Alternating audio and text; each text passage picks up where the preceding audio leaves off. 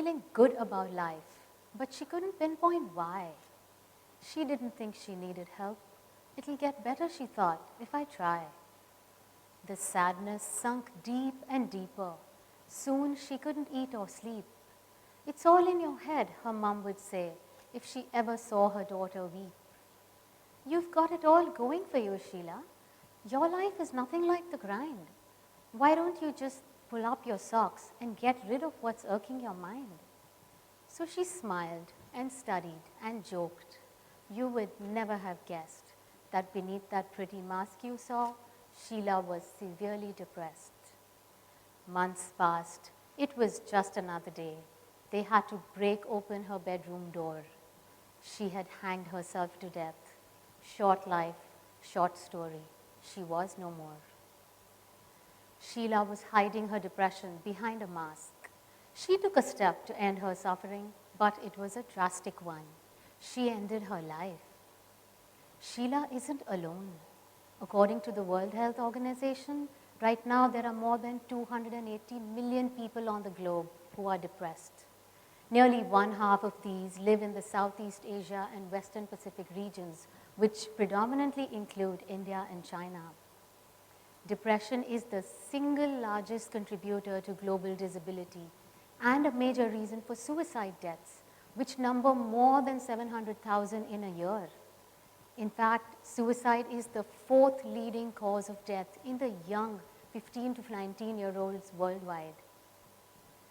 Masks, we know, are protective face coverings, but typically they are used for disguise, to hide from others. Masks make it hard to recognize who or what lies beneath.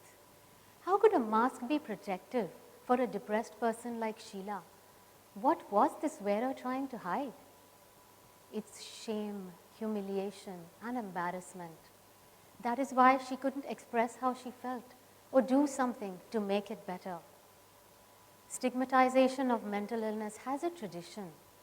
In ancient Greece, stigma was a bad word that branded slaves and criminals. Depression and other mental illnesses weren't treated very different. The sufferers were imprisoned, banished, and tortured. Middle Ages called these the punishment of God or possession by the devil. The penalty was to be burned alive or chained to the beds and walls in the so-called madhouses. Now, you might argue, this was long ago and things are different now.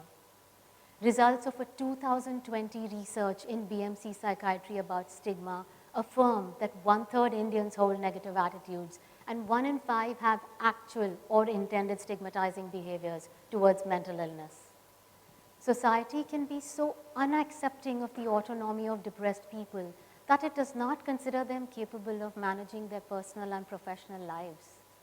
This stereotyping makes depression attract synonyms like character flaw, incompetence, and even dangerousness. That is why the emotions that common people feel in response to such prejudiced thoughts are anger, resentment, and fear. So they discriminate depressed people by withholding employment, delaying promotions, avoiding marrying them, or breaking social contact.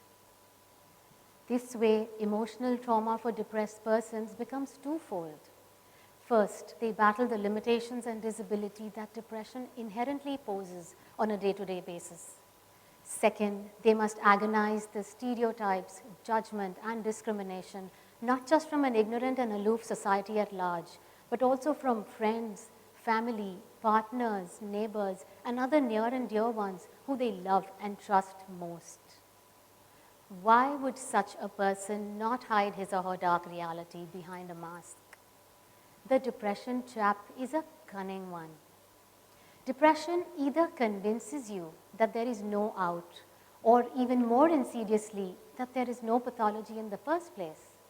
That is why, for someone who hasn't experienced its sting, depression can seem ridiculous. How ridiculous that she doesn't want to study, even when this is her time in life too. Isn't it odd when she says that she won't eat her food? Maybe this is a cry for attention. It's bizarre when she says that she can't brush her teeth or bathe. I mean, this is something we all do every day, right? Ask depressed people how they feel.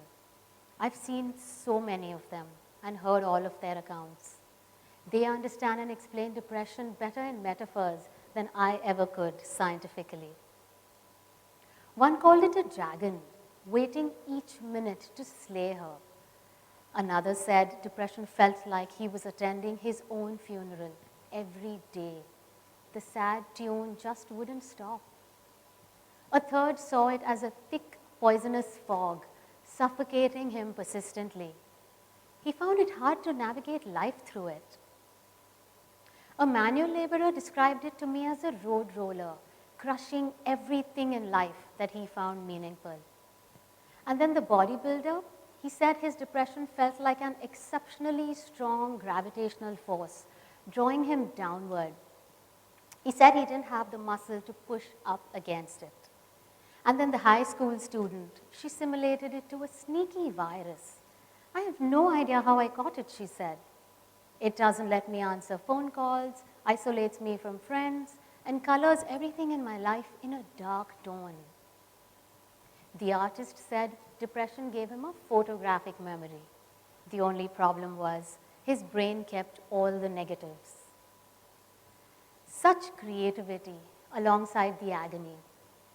My big concern was, why were all of these people seeing me alone without the support of friends and family? Many of us rightfully acknowledge that depression is an illness. It's the mask that eludes us. Because even though depression is a medical illness, it's also incredibly different. It's not as unassuming as a malaria or a common cold, where the patient preemptively runs to the professional, requests tests, and seeks medication and other alternative therapies to feel better. Behind the mask, people with depression question their need for help. How come others manage these issues so effortlessly? Why is my brother confident and me feeble? Why was this endless struggle uniquely crafted for me alone? Am I fragile and incompetent? Why can I not handle this like others do? We become wired for self-deprecation when we are depressed. I was sitting by myself at a cafe once in the neighborhood. The group of 14 on the adjoining table seemed loud. One of them, I noticed, was unusually quiet. Then I realized I had seen her at my clinic once, many years ago. She didn't recognize me though. I was just observing from a distance, sipping on my jasmine tea. Then one from the gang announced, "I have an endoscopy in 3 days, guys. This gastritis is such a nuisance. I'll let you know how I do." Immediately the others responded, "Hey, do you need a ride to the hospital? Should I arrange for bland food post the endoscopy? I'll cover up for you at work if you like." I was hoping that the quiet one I knew would stand up and say, "Friends, I'm depressed and I've been seeing a psychiatrist. I haven't been compliant with my treatment.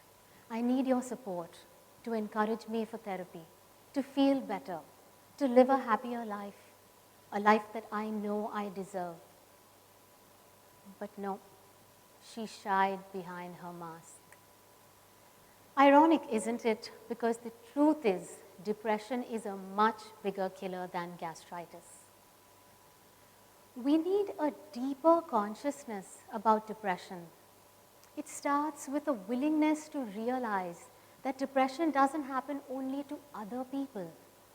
Each of us, you and I, are other people for someone else. One morning at my office, I interviewed a young patient with a very traumatic history. There were plenty of stressors: a parental divorce, suicidal death in a younger sibling, unhelpful relatives, litigation, financial crisis. I knew I had a lot of work to do in helping her feel better. So I started on medication and set a therapy schedule. She was very concerned about confidentiality. I assured her that no one would know who she was and that she had visited me. That same evening, I met with another patient with a similar history. There was an uncanny resemblance. Now, you and I know that sadness is not a unique emotion, and stressors that people experience could overlap. But these two even shared the last name. As I browsed through my office notes later, I wasn't surprised to realize that they had the same house address. Obviously, they were siblings. Then I wondered, were they also going to hide the same medicine in two locations in the same home? Siblings, ashamed to tell each other how they felt and that they needed help. How will things ever get better if depression consistently stays piggybacked with shame, guilt, and awkwardness? How will we curb the depression pandemic? We can't fortify our food with antidepressants, like iodized salt for thyroid illnesses. We can't add selective serotonin reuptake inhibitors to drinking water. Biological deficits are known to cause depression, but it isn't the chemical imbalance in the brain which sustains it. It's the negative attitudes about its causality and treatment that keep this illness alive and allow it to grow. People still have a distaste that if they went out and sought treatment for depression, then their vulnerabilities would be exposed or their brains would get transformed in clandestine ways. One of my patients refused to record her thoughts and emotions in a mood log I had generated for her. "Are you going to perform voodoo on my thoughts, doctor?" she asked. "I think just let me be the way I am. Therapy is too scary." Treatment frightened her more than depression did. On the other hand, some people believe that the experience of depression is profoundly natural, that sorrow and misery are normal responses to life's ups and downs, and that sadness, it's part of our personality, something that makes us human. If I give it some more time, it'll just get better. Does it? If you don't see the enemy, how will you fight him? And if you see him and assume that he's going to turn around and go away, how will you win the battle? We need to start talking about depression. Have frank discussions about feelings with your children, parents, friends, family, partners, and neighbors. Understand the signs and symptoms of depression. Know that while the typical depressives may appear melancholic, sad, and quiet, the ones hiding behind the mask could be angry, irritable, and antagonistic. Recognize the facade of fatigue when they're always too tired to engage. Acknowledge the cover-up of recklessness when you spot risk-taking and rage. Know that they could get angry because pretense can be so draining. Identify that they can get hysterical as it's the only attention they're gaining. And if by chance you see a big broad smile, don't let that take you for a ride, because oftentimes bigger the smile outside, deeper is the depression inside. Depressed people are not always lonely and crying. The happiest and friendliest people you know could be so close to the falling side of the edge with no safety net to hold them if they dropped. If, according to the World Health Organization, 1 in 20 persons is depressed, imagine how many of these are in your phone book, family, friend circle, school, office, or neighborhood. It doesn't take a Sherlock Holmes to see behind the mask. Just a little bit of awareness, willingness, and responsiveness. Happiness is a mask we all wear. Depression is the secret we all share. Let's come out with the truth. Then I think the game will be fair. Thank you.